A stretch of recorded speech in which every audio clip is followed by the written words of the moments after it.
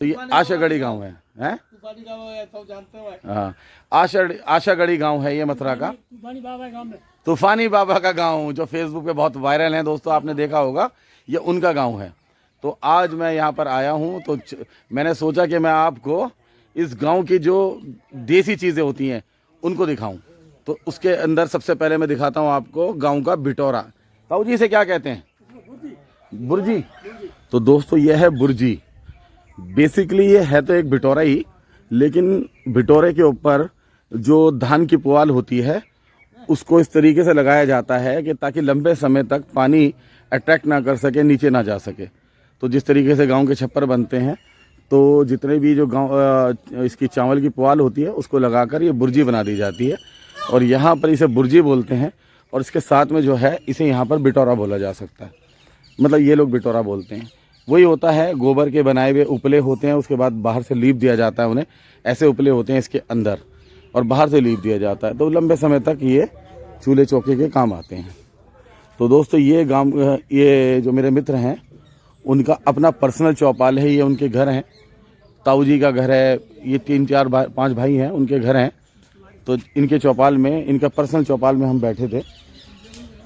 तो दोस्तों ये देखिए, ये है सरसों, पीली सरसों। इसका तेल भी निकाला जाता है और बेसिकली ये जो काम में आती है अचार बनाने के, जो आम का अचार बनता है उसमें इस सरसों के बीज यूज़ में लिए जाते हैं, पीली सरसों कहते हैं। और देखिए दोस्तों, ये है आम का पेड़।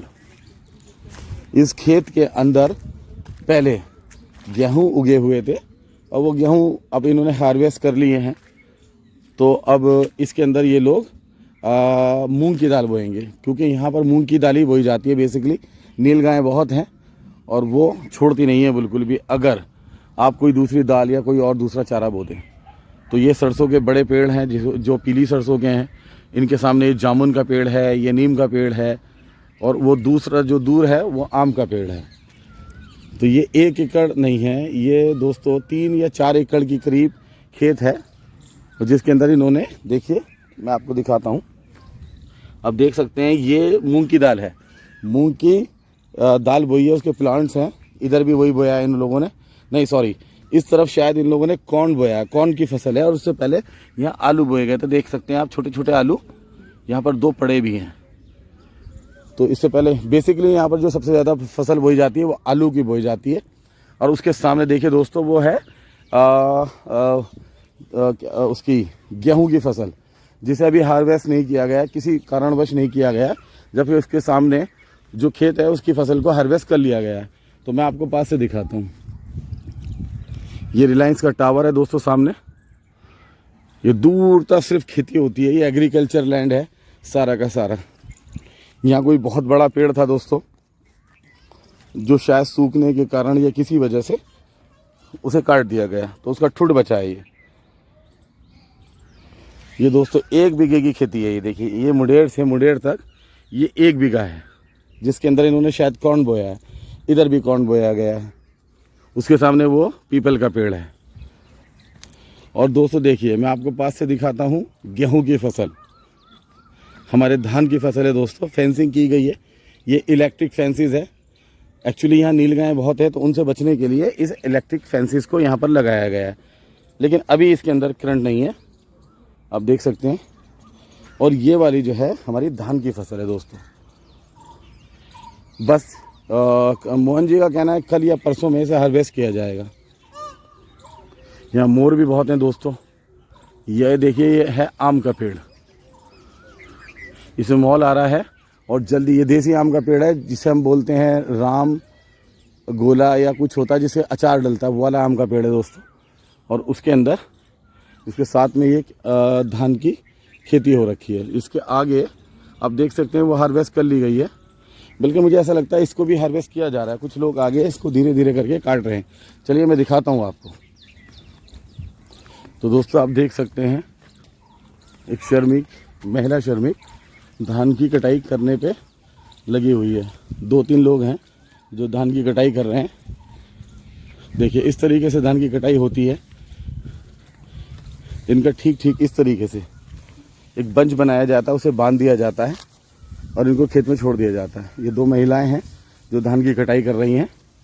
आज भी इस गांव में हाथ से धान की कटाई की जाती है, जबकि आपने देखा होगा हार्वेस्टिंग मशीन आ चुकी है आज की तारीख में, जो मेरे ख्याल में 1 घंटे से भी कम टाइम में इतनी खेती को काट कर भूसा अलग कर कर धान अलग करके चली जाती है। सॉरी, वो गेहूं वगैरह जो अनाज होता है उसे अलग कर देती है। लेकिन इस गांव में आज भी आप देख सकते हैं हाथ से हार्वेस्ट किया जाता है अनाज की फसल को, जिसमें हमारी 2 महिलाएं इन धान की फसलों को हार्वेस्ट कर रही हैं।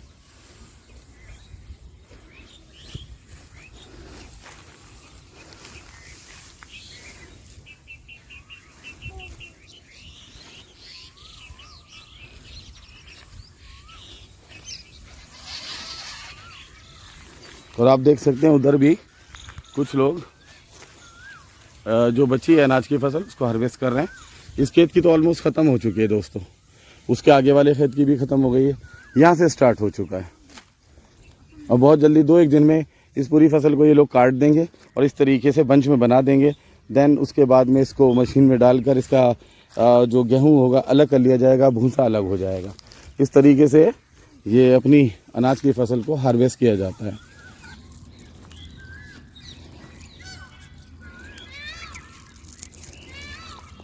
दूसरी जो मेरे हाथ में प्लांट है ये गेहूं की बाली है, जिसके अंदर गेहूं निकलता है। आप देख सकते हैं गेहूं निकल रहा है।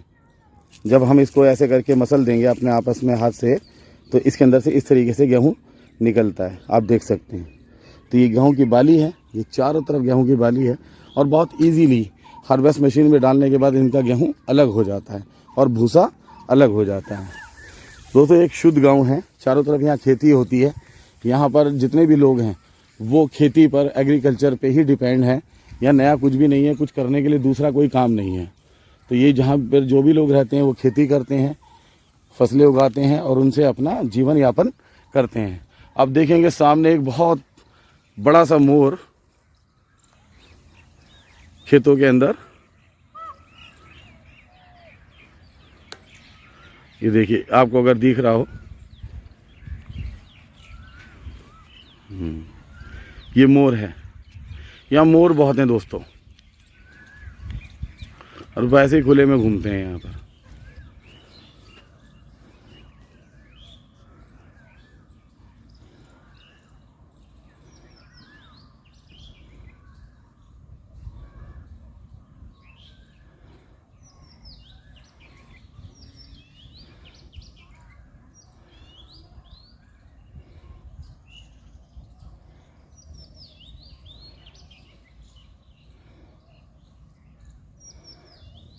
दोस्तों देखिए आप, ये उपले हैं, गोबर के उपले इस तरीके से बनाए जाते हैं और जब ये उपले सूख जाते हैं तो इस तरीके से, जैसे ये उपले यहाँ पर बनाए, ये सूख जाएंगे यहाँ पर। जब ये सूख जाएंगे तो ऐसे करके यहाँ पर बिटोरा बनाया जाता है। उपलों को लेयर में रखा जाता है। ये देखेंगे आप, जैसे जैसे उपले सूख रहे हैं और बिटोरा का निर्माण किया जा रहा है। ये काफ़ी हद तक आगे बढ़ गया है। आप देखेंगे ये बिटोरा ऑलमोस्ट रेडी है आगे के काम के लिए। इसको जब इस तरीके से इतनी हाइट पे पहुंच जाता है तो दोस्तों गोबर से इसको चारों तरफ से ऐसे करके लीप दिया जाता है।